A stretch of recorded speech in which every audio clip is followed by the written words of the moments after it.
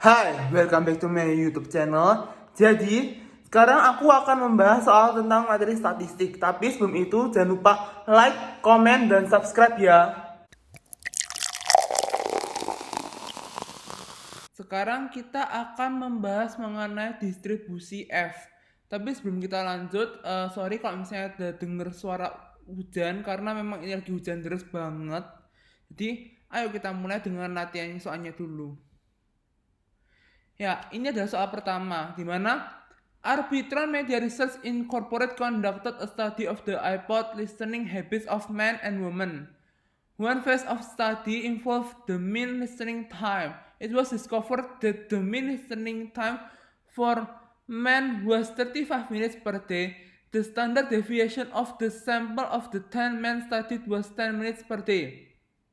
The mean listening time for the 12 women studied was also 35 minutes, but the standard deviation of the sample was 12 minutes at the 0.1 significance level. Can we conclude that there is a difference of the variation in the listening times for men and women? Jadi di sini kita harus mencari perbedaan variasi dari pendengar yang cowok dan yang cewek waktu mendengarkan ini loh, kebiasaan mendengarkan dengan menggunakan iPod. Nah, untuk menjawab hal tersebut, ayo kita mulai dengan, maka cara menjawabnya seperti ini, dimana ada 5 step, step 1, step 2, step 3, step 4, step 5. Step 1 sendiri adalah kita harus menentukan hipotesis, dimana hipotesis 0 itu adalah perbandingan punyaannya cowok M di kuadrat sama dengan punya cewek di kuadrat. Sedangkan untuk hipotesis 1, perbandingan punya cowok kuadrat tidak sama dengan perbandingan cewek kuadrat. Kenapa hipotesis 1 tidak sama dengan? Karena dilihat dari soal, ini adalah apakah ada perbedaan. Berarti hipotesis satunya pasti harus berbeda. Seperti itu. Lanjut kita step 2. Step 2 adalah kita menentukan signifikansi level.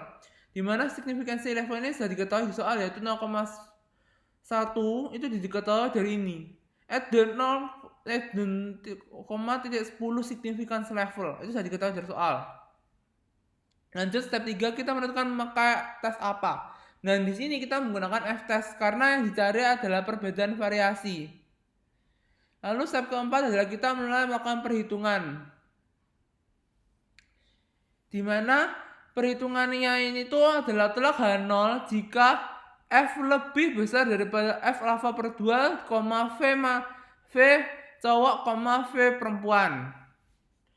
Maka hasilnya di mana F 0,1 per 2 di 9,11. Kenapa hasilnya 9,11? Karena V cowok itu kan ada 10 kurangi 1, sedangkan V cewek ada 12 kurangi 1. Itu harus dikurangi 1. Jadinya 9,11. Dan setelah itu F ini dari tabel adanya 2,90. Dan 0,69 ini adalah hasil dari F. Nanti kita akan mengetahui dari perhitungan. Di mana perhitungan F ini sendiri diketahui dari F yang di sini. Di mana rumus F-nya adalah S cowok di kuadrat dibagi S cewek di kuadrat. Dan S sendiri apa? S sendiri adalah merupakan standar deviasi sampel. Di mana diketahui sendiri bahwa standar deviasi dari cewek itu adalah 12 menit dan standar dari cowok deviasi dari sampel dari cowok adalah 10 menit. Sehingga maka dihitung 10 kuadrat dibagi 12 kuadrat, hasilnya 0,69. Sehingga dari hasil ini berarti 0,69 kan lebih kecil daripada hasil F tabel. Maka step 5 itu kita membuat kesimpulan di mana karena F lebih kecil pada F alpha per 2 di koma V 1, V2, maka hipotesis 0 tidak dapat ditolak. Sehingga tidak ada perbedaan variasi antara yang mendengarkan cowok dengan yang mendengarkan yang cewek. Tapi sebelum itu, kalian pasti bingung, kita tahu angka F ini dari mana? Kita mengetahui angka F ini dari dengan cara perhitungan seperti ini. Sebagai contoh, F dengan standar deviasi 0,05, 6,7. Maka sebelum itu kita harus mencari tabel F distribusi dengan alfa 0,05. Setelah itu kan angka pertama adalah 6. 6 ini adalah merupakan degree of freedom of numeration, numerator, di mana 6 di sini, sedangkan 7 adalah merupakan degree of freedom of denominator. Sehingga dari 6 kita 6 di sini, 7 di sini. Kita hubungkan yang satu maka ketemu 3,87. Sehingga contoh di tabel ini adalah 3,87. Sedangkan untuk di sini kalian coba cari sendiri, kalian coba menghitung, dicek di tabel ya. Lanjut soal kedua. Ini adalah the following is sample information. The test hypothesis at the 0,05 significance level that the treatment means are equal. Ini adalah datanya. Kita harus mencari hipotesis 0 atau hipotesis 0 dan alternatif hipotesis atau hipotesis 1. Terus decision rule-nya. Kita harus menentukan SST, SSE, dan SS total. Kita harus menyelesaikan tabel ANOVA. Lalu kita harus menentukan kesimpulannya seperti apa. Maka dari hal tersebut, kita dari soal ini kita memiliki 5 step. Step pertama adalah kita menentukan hipotesisnya dulu, di mana hipotesis 0 adalah mu1 sama mu2 sama mu3. Dan hipotesis 1 adalah rata-ratanya nggak semuanya sama. Karena apa? Hipotesis satunya seperti itu karena kita ingin menentukan apakah ini memang ada perbedaan atau enggak. Perbedaan standar deviasinya apakah ada berbeda atau enggak. Gitu. Lalu step 2 kita menentukan level significance levelnya 0,05 karena diketahui dari soal ini. At the titik 0,5 significance level. Lalu step 3 kita menggunakan perhitungan dengan cara F. Lalu step keempat itu maka kita akan tolak H0 jika F lebih besar dari F alpha, K min 1, N min K. Di mana alpha sendiri 0,05 sudah diketahui, sedangkan K sendiri adalah merupakan ini. K ini adalah treatment 1, treatment 2, treatment 3. Jadi di mana K ini adalah merupakan kayak jumlah pembandingnya. Maka ada 3 kurangi 1 sama dengan 2. Sedangkan N sendiri adalah merupakan jumlah dari data masing-masing yang telah dikumpulkan.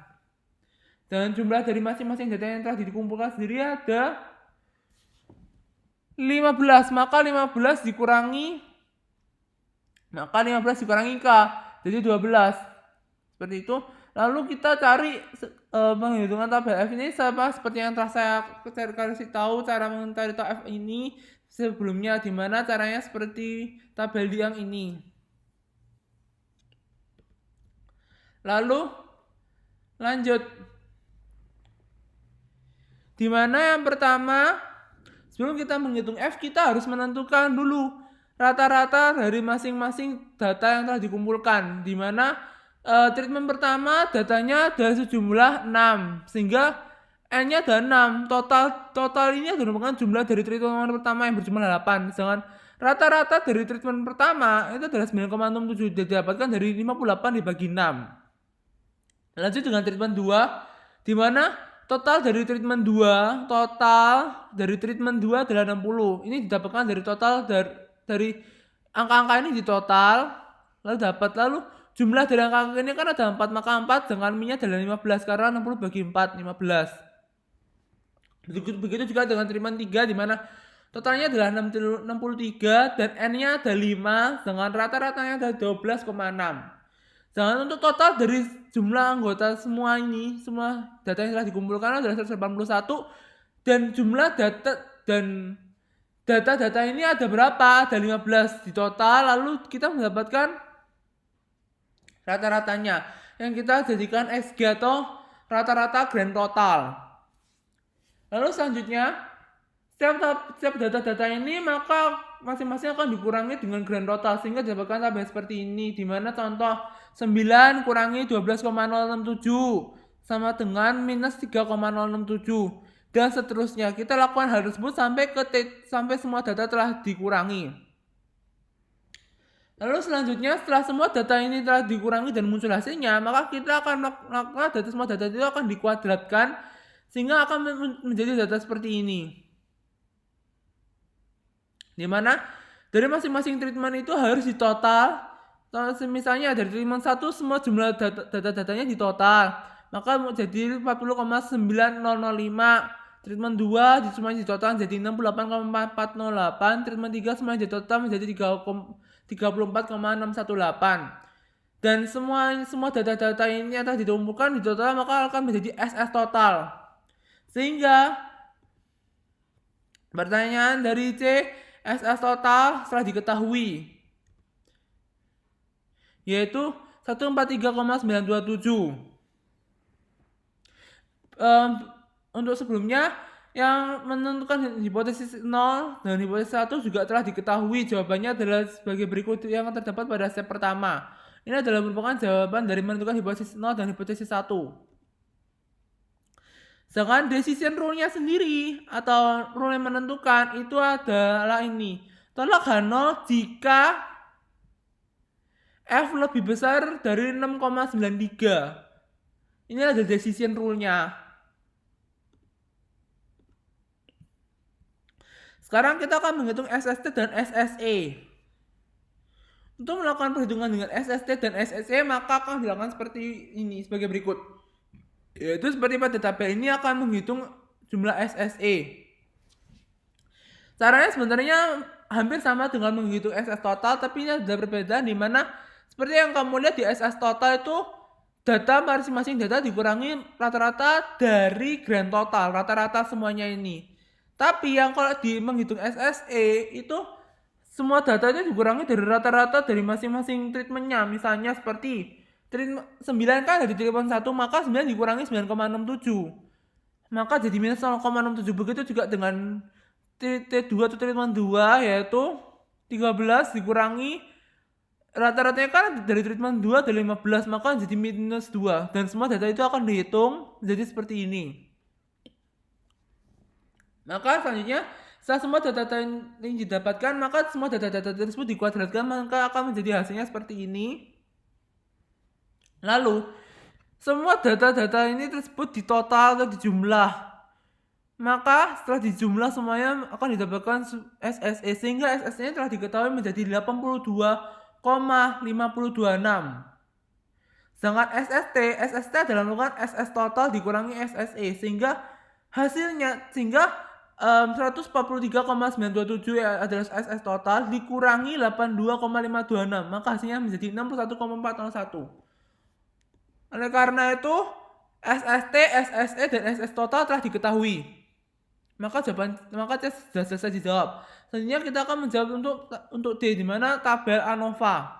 ANOVA-nya adalah sebagai berikut, di mana masing-masing kita masukkan data-datanya yang telah diketahui, yaitu SST, SSE, SS total, K-1, N-K, N-1. N-1 kan tadi kan ada 15 kurang 1 jadi 14. Lalu untuk min square MST adalah SSC dibagi K-1, berarti 61,401 dibagi 2, jadi 30,7005. Selanjutnya untuk MSE, SSE dibagi N-K, maka 82,526 dibagi 12 jadi 6,877. Untuk F-nya sendiri dari MSE bagi MSE, maka jadi 4,464. Oleh karena itu, karena F-nya lebih kecil pada F alpha, K-1, N-K, di mana F alpha ini sendiri telah kita ketahui yaitu adalah 6,93, maka H0-nya tidak ditolak, sehingga rata-rata dari masing-masing treatment adalah sama. Maka dari tersebut D telah kita ketahui dari ANOVA tabel itu sudah lengkap, dan E itu hasilnya adalah sama. Dan terima kasih sudah mau dengerin, dan jangan lupa like, comment, dan subscribe ya. Thank you.